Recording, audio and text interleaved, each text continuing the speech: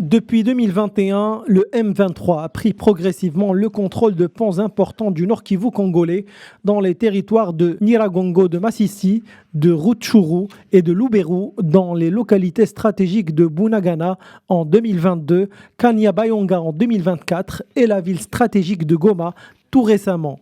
Mais qui est donc le M23 et pourquoi est-il en conflit avec la RDC?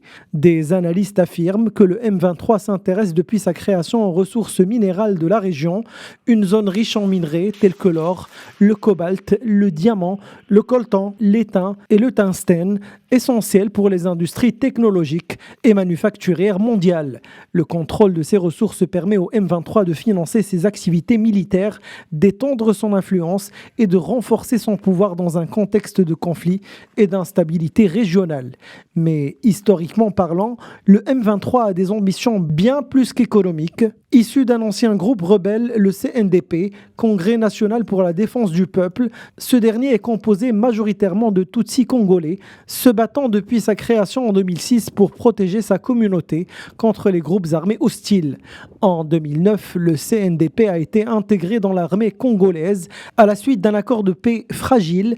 En 2012, plusieurs soldats influents quittent le CNDP et forment le M23 en référence au 23 mars 2009, date symbolique de l'accord de paix. En 2013, le M23 subit une défaite décisive face aux forces congolaises soutenues par les Nations Unies. Cela entraîne une disparition temporaire du groupe rebelle.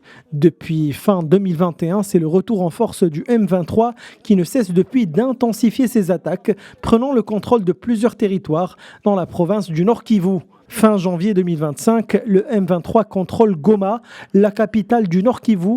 Le groupe rebelle prend également l'aéroport de la ville, une position stratégique essentielle pour la logistique et la mobilité. Cela dit, les efforts de paix, notamment sous l'égide de la Communauté d'Afrique de l'Est et de la mission des Nations Unies en RDC, peinent à stabiliser la région. Par ailleurs, la RDC accuse le Rwanda de soutenir le M23, une accusation soutenue par des rapports d'experts de l'ONU. Kigali, pour sa part, nie toute implication directe. En 20 ans, ce sont 7,2 millions de personnes déplacées dans le pays, selon les chiffres publiés en avril 2024 par l'Organisation internationale pour les migrations. Entre 1998 et 2003, l'IRC, l'International Rescue Committee, estimait que 5,4 millions de personnes avaient été tuées à cette époque.